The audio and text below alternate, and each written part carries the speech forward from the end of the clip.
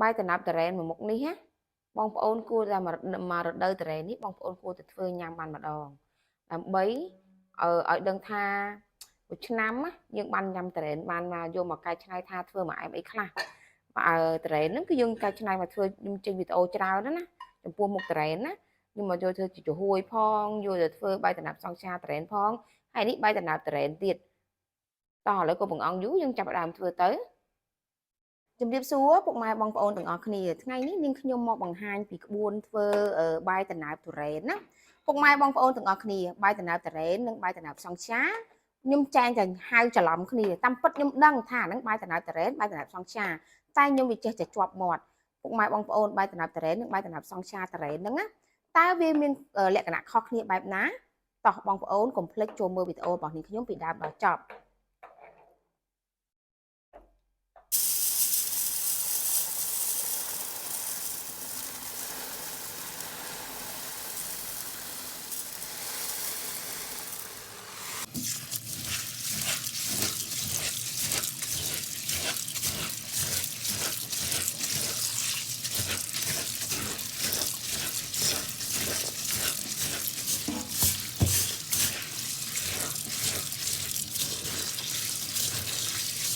ឥឡូវនេះខ្ញុំចាប់ផ្ដើមមកលាងអង្ករតណៅរបស់ខ្ញុំអង្ករតណៅរបស់ខ្ញុំលាងឲ្យបានស្អាតមកខ្ញុំលាងប្រើកញ្ច្រែងចម្រោះទឹកអញ្ចឹងណា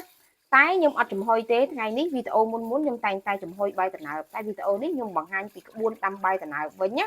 ខ្ញុំដាំនៅក្នុងឆ្នាំងអគ្គិសនីណា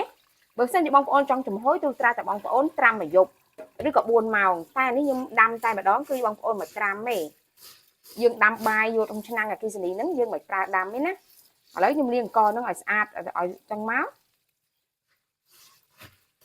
ខ្ញុំគោះវាឲ្យអស់ទឹកសិនមកបន្ទាប់មកខ្ញុំចាក់វាក្នុងឆ្នាំងអគ្គិសនីខ្ញុំតែម្ដងណាអញ្ចឹងមកណាចាក់មកអស់មកនេះខ្ញុំដាក់ទឹកមកដើម្បីដាំណាដាំបាយយើងដាំបាយតំណើបហ្នឹងបងប្អូនប្រយ័ត្នប្រយែងរឿងទឹកបន្តិចណាជាពិសេសដាំបាយអគ្គិសនីដោយសារយើងអត់អាចលើកទឹកចាក់ចេញបានទេអញ្ចឹងខ្ញុំដាក់អង្ករប៉ុណ្ណឹងទឹកប៉ុណ្ណេះបានទេនេះលេចអង្ករប៉ុណ្ណឹងទៅសុកចិត្តឲ្យវាស្រួយបងប្អូនអាចបន្ថែមទឹកបានតែបើសិនជាជ្រាយបងប្អូនពិបាកកែច្នៃហើយបន្ទាប់មកខ្ញុំដាក់ស្លឹកតើយចូលដើម្បីឲ្យបាយតំណើបរបស់ខ្ញុំហ្នឹងមានក្លិនឈ្ងុយណាដាំមកណាឆ្នាំងខ្ញុំដាំរយៈពេល45នាទីទើបបានឆ្អិនល្អនេះគឺជាតរ៉េនមួយផ្លែរបស់ខ្ញុំបងប្អូនមួយផ្លែនេះគឺទូចទេប៉ុន្តែខ្ញុំទុកឲ្យវាទុំណាមួយផ្លែនេះណាទុកឲ្យវាទុំល្អទៅខ្ញុំអត់កាពិតខ្ញុំអត់ចេះញ៉ាំតរ៉េនទុំចូលទេខ្ញុំចុះចិត្តញ៉ាំតរ៉េនដែលជ្រឹបស្ងួតដោះគោអញ្ចឹងណាប៉ុន្តែដល់ពេលយើងធ្វើបង្អែមធ្វើនំបងប្អូនត្រូវជ្រើសរើសតរ៉េនណាដែលវានេះបងប្អូនវាទុំចូលកាន់តែទុំកាន់តែល្អវាឲ្យក្លិនឈ្ងុយហើយធ្វើបានល្អទៀតឥឡូវខ្ញុំយកតរ៉េនហ្នឹងមកពុះមកហើយខ្ញុំពុះតាមបច្ចេកទេសរបស់ខ្ញុំអត់សូវចេះពុះទេសន្សំមិញខ្ញុំពុះតរ៉េនមួយឡើងធំបងប្អូនហើយតរ៉េនគេឡើងល្អពុះទៅដូចវាបានញ៉ាំដែរតែវាអត់ស្អាត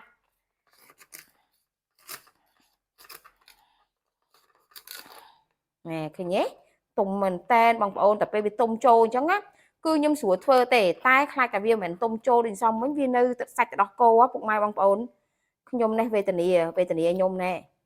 អញ្ចឹងណាកាប់តរ៉េននឹងមួយហើយបែកញើសជោគហើយខ្លួនឯងគ្រុនផងហ៎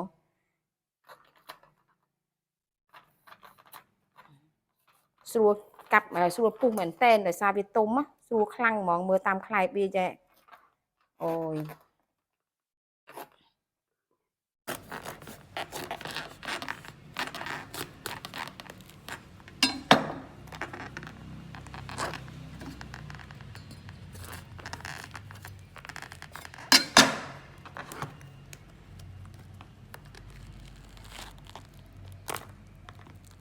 បងប្អូនហែកបានសម្រាប់ហើយសំមិញបើសិនជាហែកបានស្រួលចេះណាដឹងស្រួលប៉ុណ្ណាខ្ញុំសំមិញថាខ្ញុំហែកឡើងបែកញើសជោគហ្មងអាតរ៉េនហ្នឹងវាធំហើយវាអត់ទុំចូលវានៅរបៀបថាសាច់វានៅរឿងទៅដោះគោបងប្អូនអើយខ្ញុំនេះវេទនាយើងមិនអ្នកជំនាញអ្នកលក់អ្នកអីហ្នឹងពុះហើយញ័រសក់ក្បាលអស់លេងញ៉ែណែរបស់គេហើយរបស់ខ្មែរចំដោយសារ តែប៉ិតត្រេននេះខ្ញុំនិយាយគឺខ្ញុំអត់មានទិញទេមួយឆ្នាំខ្ញុំមិនងាយនឹងទិញត្រេនញ៉ាំទេដោយសារបងប្អូនហើយនឹងអ្នកចិត្តខាងគេតែងតែយកមកឲ្យខ្ញុំម្ដងមួយផ្លែម្ដងពីរផ្លែអញ្ចឹងណាអញ្ចឹងហើយគឺខ្ញុំ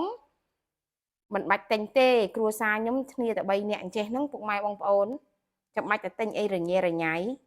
តែប៉ុណ្ណេះខ្ញុំញ៉ាំឯងហើយបងប្អូនឃើញខ្ញុំដាំបាយតំណើបមិញច្រើនទេគឺខ្ញុំធ្វើចែកបងប្អូនវិញហ្នឹងណាពុកម៉ែបងប្អូនខ្ញុំមិនទៅញ៉ាំអីអស់ទេឃើញទេខ្ញុំឆ្កឹះវាមកណាបងប្អូនមកអាទុំចូលជាងនឹងទៀតរត់តែល្អអូយខ្លែកវាស្អាតមែនតែនវាល្អមែនតែនណាស្រឡាញ់ហ្មងឃើញខ្លួនឯងបេះបាប់ហែកមកស្អាតអញ្ចឹងណា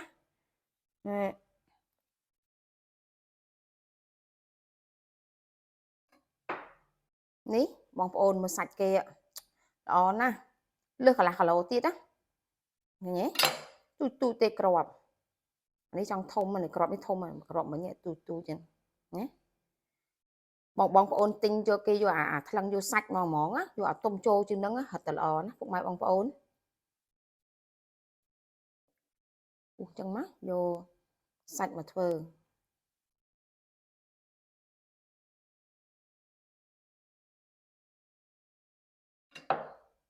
ខ្ញុំចាប់ដើមចាក់ក្បាលខ្ទិះចូលមកណាក្បាលខ្ទិះនេះខ្ញុំចាក់មកល្មមបងប្អូនចូលចិត្តខ្ទិះច្រើនដាក់ច្រើនដាក់ខ្ទិះតិចដាក់តិចណាតាមការចូលចិត្តរបស់ពុកម៉ែបងប្អូនយើងដាក់ឲ្យយើងកូរវាឲ្យសព្វមកទឹកខ្ទិះខ្ញុំដាក់មកល្មមដែរអត់ច្រើនពេកទេហើយខ្ញុំដាក់អំបិលទឹកខ្ទិះខ្ញុំថ្ងៃនេះគឺខ្ញុំអត់ដាក់ស្ករទេខ្ញុំដាក់តែអំបិលធ្វើផ្អែមឡំទៅពួកអីបាយតំណាប់សង្សាខ្ញុំថ្ងៃហ្នឹងគឺវាត្រេនរបស់ខ្ញុំហ្នឹងគឺវាមានរសជាតិផ្អែមហើយអញ្ចឹងណាហើយម្យ៉ាងទៀតបងប្អូនស្ករសខ្ញុំវាអស់ទៀតអញ្ចឹងថ្ងៃនេះគឺខ្ញុំធ្វើបង្អែមមួយមុខនេះគឺប្រើស្ករត្នោតតែស្ករត្នោតគឺឈ្ងុយឆ្ងាញ់ជាងស្ករសណាឥឡូវយើងកូរវាមក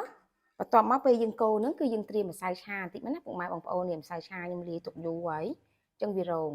យើងថែមម្សៅឆាប៉ុណ្ណឹងណាយើងទុកឲ្យទឹកក្បាលខ្ទិះយើងហ្នឹងវារៀងខាប់បន្តិចណាបើមិនអញ្ចឹងទេវារាវពេកវាអត់តំណងទេបងប្អូនឃើញវារាវអញ្ចឹងណា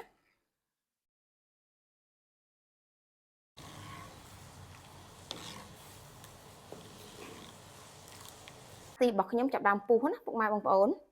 អញ្ចឹងយើងបន្ថែមជាមួយនឹងទឹកម្សៅឆាយើងមកបងប្អូនអាចដាក់ម្សៅឆាក៏បានម្សៅអង្ករក៏បានឬក៏ម្សៅពោតក៏បានអញ្ចឹងណាឃើញទេយើងដាក់មកកូរវាឲ្យវឹកឲ្យស្មើដៃមកតែកុំឲ្យវាខាប់ពេក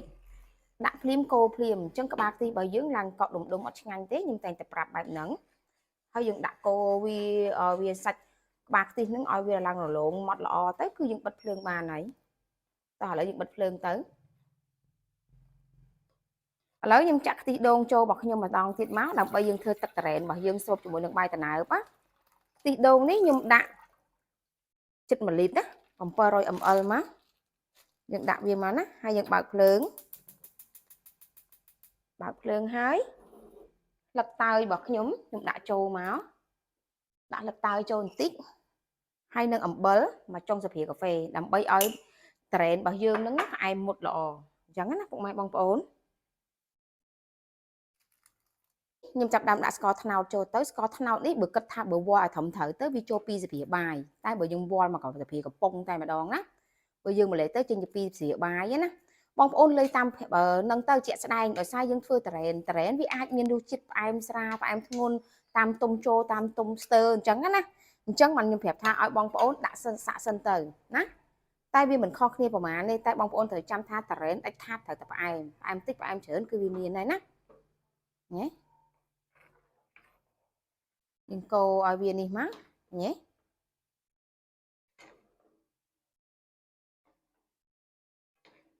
ឡូវខ្ញុំកូរស្ករនឹងឲ្យវាលាយទៅហើយខ្ទិះដូងរបស់ខ្ញុំក៏ចិត្តពុះដែរអញ្ចឹងខ្ញុំចាប់ដើមចាក់ត្រេនចូលបងប្អូនកុំទុកខ្ទិះដូងចោលតែទុកចោលគឺវាឡើងពុះខុលហើយត្រេននេះយើងចាក់ចូលហើយយើងជ្រុំវាចេះជ្រុំឲ្យវាបែកអញ្ចឹងណាអត់ឲ្យនៅទាំងមូលទេយើងរងាស់វាបន្តិចណាដាក់ចូលម្ដងតិចយើងជ្រុំវាទៅដាក់ចូលមកអស់មកណាចូលអស់មកទៅបងប្អូនឃើញទេត្រេនយើងប៉ុណ្ណឹងយើងធ្វើបានបាយតំណើបច្រើនណាដោយសារបើយើងញ៉ាំស្រស់វាបានឃើញរៀងតិចដែរប៉ុណ្ណឹងតែបើសិនជាយើងយកមកធ្វើបង្អែមគឺបានច្រើនណាពុកម៉ែបងប្អូនឃើញទេ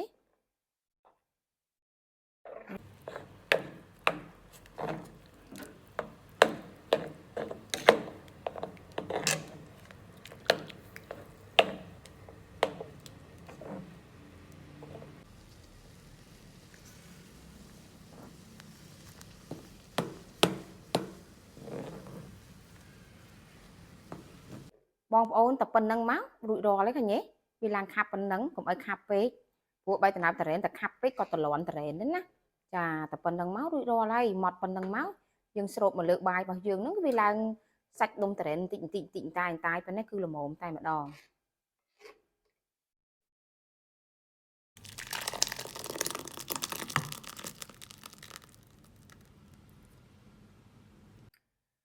តោះឥឡូវយើងមកមើលបាយមក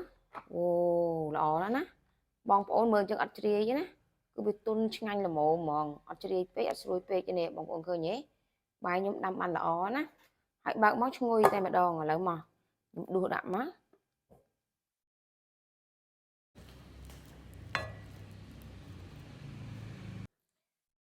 តោះឥឡូវខ្ញុំស្រូបទឹកតរ៉េនរបស់ខ្ញុំមកហើយវីដេអូរបស់ខ្ញុំក៏ដល់ទីបញ្ចប់ដែរពុកម៉ែបងប្អូនទាំងអស់គ្នានាងខ្ញុំអរគុណរាល់ការតាមដានរបស់ពុកម៉ែបងប្អូនតាំងពីដើមរហូតដល់ចប់សង្ឃឹមថាពុកម៉ែបងប្អូននៅរដូវនេះនឹងបានញ៉ាំបាយដំណើបតរ៉េនទាំងអស់គ្នាណាឲ្យមានរសជាតិឈ្ងុយឆ្ងាញ់ដែរតែម្ដង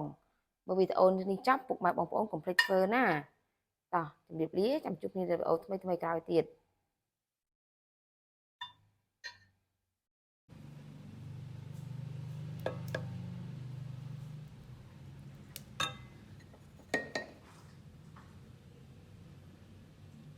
គឺជាសង្ខាតរ៉េនដែលនាងខ្ញុំធ្វើហើយពុកម៉ែបងប្អូនឃើញតែក្នុងវីដេអូពុកម៉ែបងប្អូនយល់យ៉ាងណា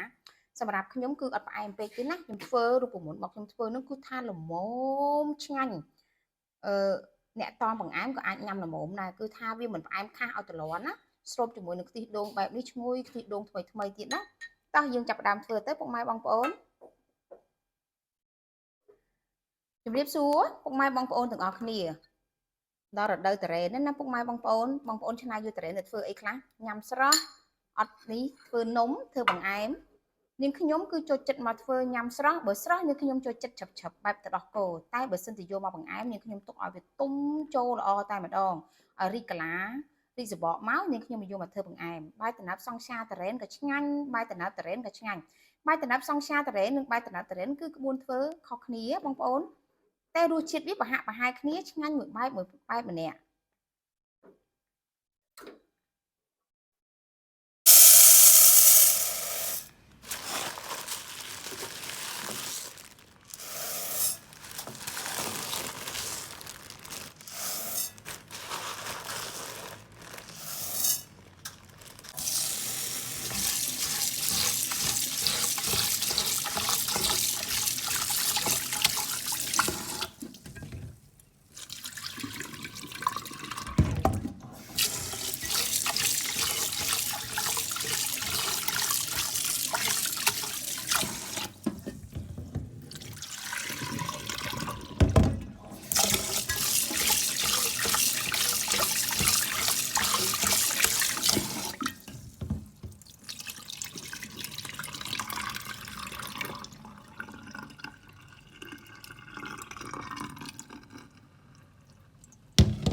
បងគេខ្ញុំដាក់ដាំបាយនេះគឺអង្គតណើបខ្ញុំប្រើ4កំប៉ុងទូចហ្នឹងណាប្រហែលជាកន្លះគីឡូការដាំបាយនេះគឺខ្ញុំដាក់លិតតើយចូលទៅឲ្យវារៀងក្អូបបន្តិចណាតើយដែលខ្ញុំដាំនៅមុខផ្ទះហ្នឹងឡើងស្រួយស្ងោកហ្មងតាចងស្រួលវាដាច់ទៅ2ហ្មងណាលិតតើយនេះណាចាយើងដាក់ប៉ុណ្្នឹងមកហើយការដាំបាយនេះខ្ញុំមានទឹកខ្ទិះច្រើនគួរសមអញ្ចឹងខ្ញុំខ្ទិះនេះខ្ញុំប្រើខ្ទិះស្រស់ទៀតបើបងប្អូនបានខ្ទិះស្រស់ដូចខ្ញុំអញ្ចឹងហត់តែឈ្ងុយហត់តែឆ្ងាញ់ធ្វើបង្អែមណាបើបងប្អូនអត់មានទេបងប្អូនអាចប្រើខ្ទិះកំប៉ុងបានខ្ញុំចាក់យកមកដាក់ដាំបាយសិនមកហើយបាយនេះគឺខ្ញុំអត់ដាំឲ្យជ្រាយទេណាខ្ញុំដាំឲ្យវារៀងស្រួយបន្តិចខ្ញុំយកវែកបន្តិចសិនមកស្រួយបន្តិចមកនេះឃើញទេទាវាបាយតំណាប់តែយើងដាំជ្រាយគឺអត់ឆ្ងាញ់ទេណាដាំស្រួយបន្តិចទៅបើសិនជាបងប្អូនពេលវាចិត្តឆ្អិនហើយគិតថាអូវាស្រួយពេកបងប្អូនអាចប្រោះទឹកតិចបានណាតែបើសិនជាជ្រាយហើយសម្រួសលេងរួចហើយខ្ញុំដាក់ទឹក1លីត្របាយប៉ុណ្ណឹងមកព្រោះថាអង្ករខ្ញុំវាទន់ណាអង្ករហ្នឹងណាតោះយើងដាក់ឡើងដាំ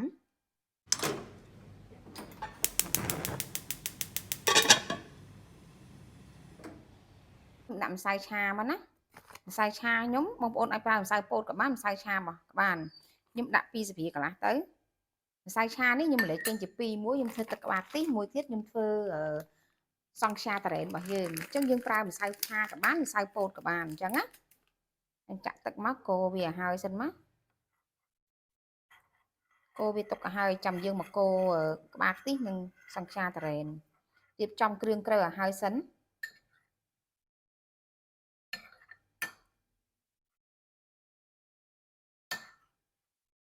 ខ្ញុំចាក់ក្បាលខ្ទិះមកដើម្បីធ្វើខ្ទិះស្រូបលើសង់ខ្យាយើងក្បាលខ្ទិះដូងស្រស់ណាបងប្អូនចូលចិត្តច្រើនដាក់ច្រើនចូលចិត្តតិចដាក់តិចហើយខ្ញុំទិញព្រឹកមិញខ្ញុំដាក់ចូលទូទឹកកកវាចង់កកឃើញទេ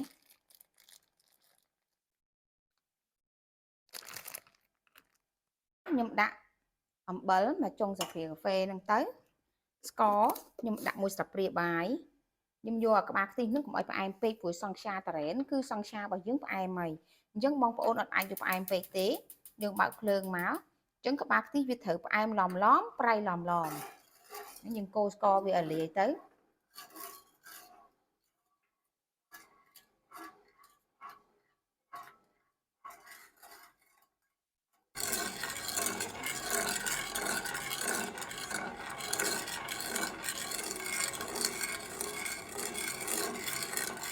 យើងកូរស្ករវារលាយពេលទឹកពុះល្អពេលទឹកខ្ទិះនឹងពុះ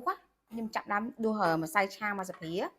ចាក់ចូលនៅក្នុងក្បាលខ្ទិះរបស់យើងអត់ឲ្យខាប់ពេកក៏ឲ្យរាវពេកដែររាវអញ្ចឹងវាសម្រាប់ខ្ញុំអត់ចូលចិត្តទេខ្ញុំចូលរៀងចិត្តរៀងខាប់បន្តិច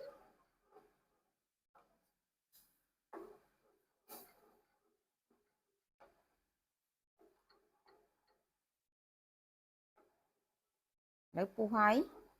ពុះណាយើងចាក់ដើមចាក់វាណាយើងចាក់តិចតិចហើយយើងកូរវឹកវាឲ្យបានល្អកុំឲ្យវាកក់ដុំ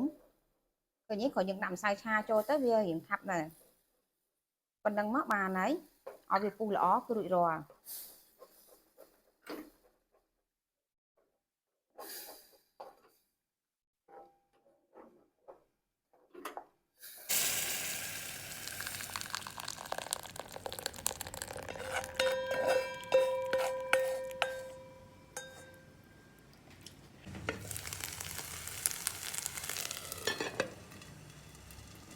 ត្រេនរបស់ខ្ញុំ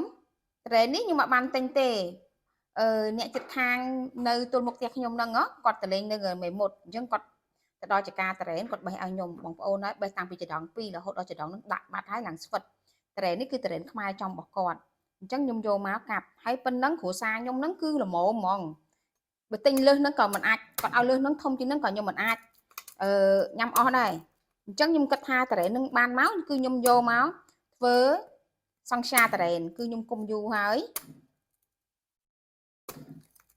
វីដេអូនេះផ្ញើទៅអ្នកចិត្តខាងផងណាគឺថាសមិទ្ធផលគាត់ខ្ញុំធ្វើចេញជាវីដេអូហើយបើគាត់បានឃើញហើយ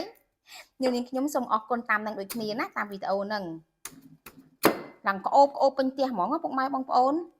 ហើយតារ៉េននេះគឺទុំហ្មងខ្ញុំគាត់ប្រាប់ថាទុកតែមួយយប់ទេញ៉ាំបានហើយប៉ុន្តែអត់ទេខ្ញុំទុកឲ្យតែទុំតែម្ដងឥឡូវខ្ញុំរកមុខវាឆ្កើសិននេះបងប្អូនឃើញទេវាប្រេះហ្មងណាទុំឡើងប្រេះក្អូបពេញផ្ទះណា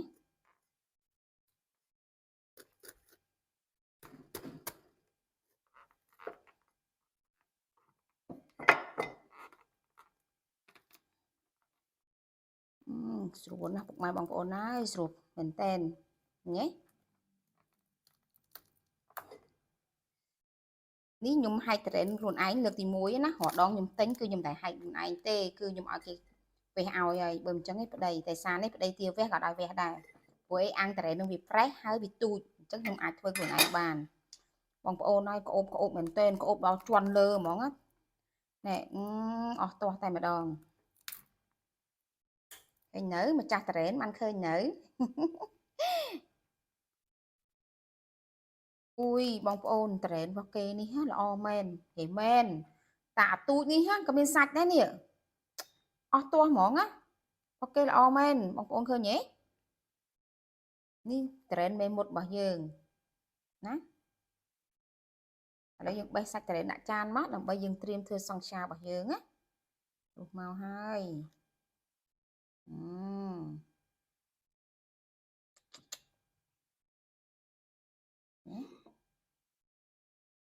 យើងចាប់ផ្ដើមធ្វើទៅឆ្នាំងនៅប្រឡាក់ទឹកខ្ទិះមិញខ្ញុំដាក់ចូលមកហើយខ្ញុំប្រើស្ករត្នោតឲ្យវាឈ្ងុយហ្មងឲ្យវាឆ្ងាញ់ហ្មងណា ម្ដុំនេះគឺ50ក្រាមស្ករត្នោតខ្ញុំណាខ្ញុំជ្រុំមកវារៀងបែកតិចទៅដើម្បីយើងកូរទៅវាឆាប់នេះណាហើយសង់ខ្យាតារ៉េនរបស់ខ្ញុំនេះគឺខ្ញុំអត់ធ្វើលក្ខណៈនេះទេបងប្អូនអត់លក្ខណៈថាឲ្យវាម៉ត់ smooth ល្អស្អាតទេណាខ្ញុំចង់ឲ្យសាច់សង់ខ្យាតារ៉េនខ្ញុំកកដុំមើលទៅដុំសាច់តារ៉េនអញ្ចឹងណាចាខ្ញុំដាក់មក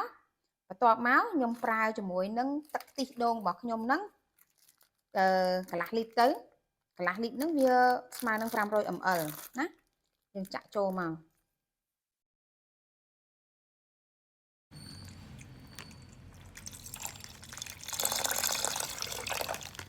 បន្ទាប់មកខ្ញុំ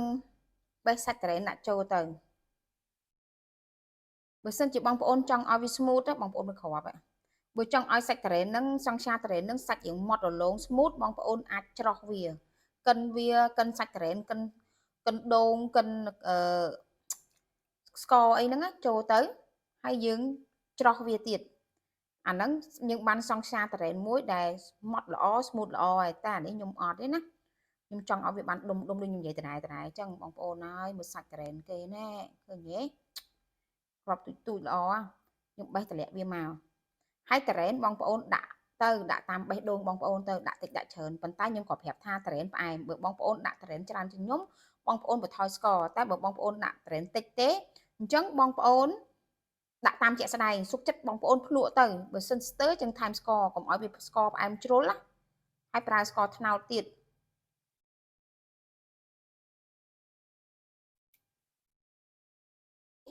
ខ្ញុំជ្រុំតារ៉េននឹងឲ្យបែកម៉ត់តិចណាបន្ទាប់មកបងប្អូននេះខ្ញុំដាក់លឹកតើយពេលខ្ញុំបោះលឹកតើយចូលខ្ញុំបានបង្ហាញឲ្យបងប្អូនឃើញនេះណាខ្ញុំដាក់លឹកតើយចូលដល់កន្លែងនេះខ្ញុំដាក់ពងមាន់របស់ខ្ញុំពងមាន់ទូចអញ្ចេះណាខ្ញុំប្រើអំពើ8គ្រាប់ទៅដោយសារទូចហើយអំពើ8គ្រាប់នេះគឺខ្ញុំប្រើពងសនេះពងក្រហមហ្នឹងណាប្រហែលជា6គ្រាប់ប្រហែល6គ្រាប់មកហើយប្រើទាំងសទាំងក្រហមហ្នឹង2គ្រាប់ទៀតអញ្ចឹងទាំងអស់8គ្រាប់និយាយសរុបមកកុំប្រហែលកុំឲ្យបងប្អូនបាក់ណានេះហើយអសនេះបងប្អូនអាចយកទៅធ្វើបាយស្រូបធ្វើទឹកប្រហុកចំហុយប្រហុកអីបានណា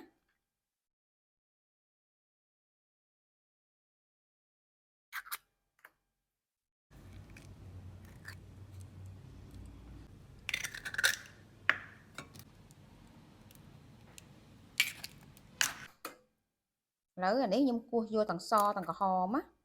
ដាក់មកឃើញទេ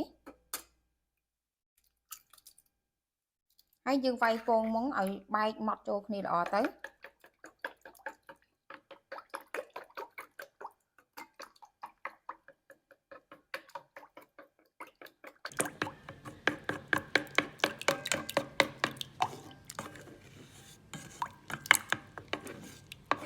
អូនយើងវាយពងមាន់ហ្នឹងឲ្យបែកចូលគ្នាសព្វល្អអញ្ចឹងណាទៅជាលបាយមួយអញ្ចឹងមកបន្ទាប់មកខ្ញុំដាក់អំបិលមកចិបដើម្បីឲ្យសង់ខ្យារបស់ខ្ញុំហ្នឹងផ្អែមមុតល្អប៉ុណ្ណឹងបានហើយតោះយើងដាក់ឡើងនេះទៅច្រើនតោះយើងបើកភ្លើងឡើងហើយយើងកូរវាមកកូរឲ្យវាពុះណា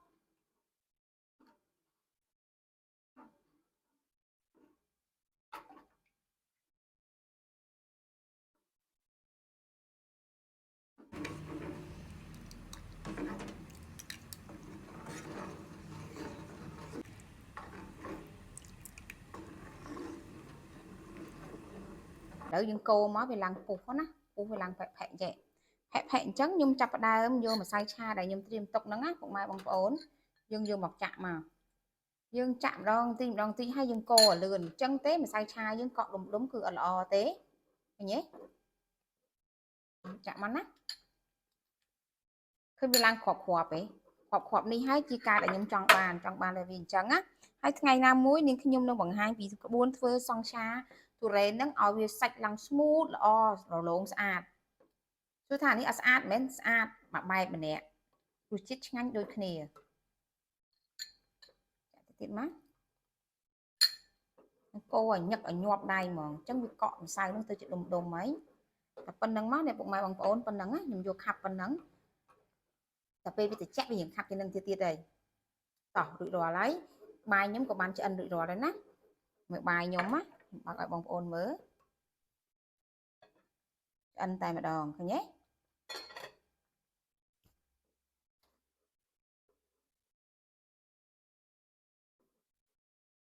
បាទឥឡូវបង្អែមរបស់ខ្ញុំបានឆ្អិនរួចរាល់ហើយពុកម៉ែបងប្អូនខ្ញុំចូលចិត្តដាំយកក្តាំងអញ្ចឹងវាឆ្ងាញ់ខ្ញុំចូលចិត្តតែម្ដងណា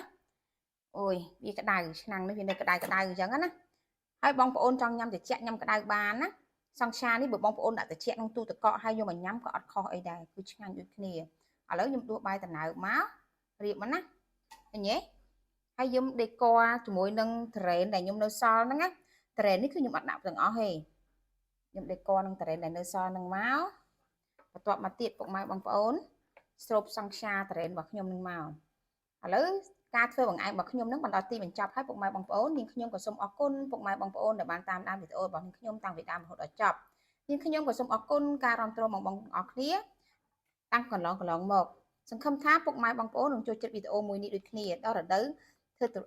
ត្រេនទុំហើយកុំភ្លេចណាធ្វើញ៉ាំទាំងអស់គ្នាទៅ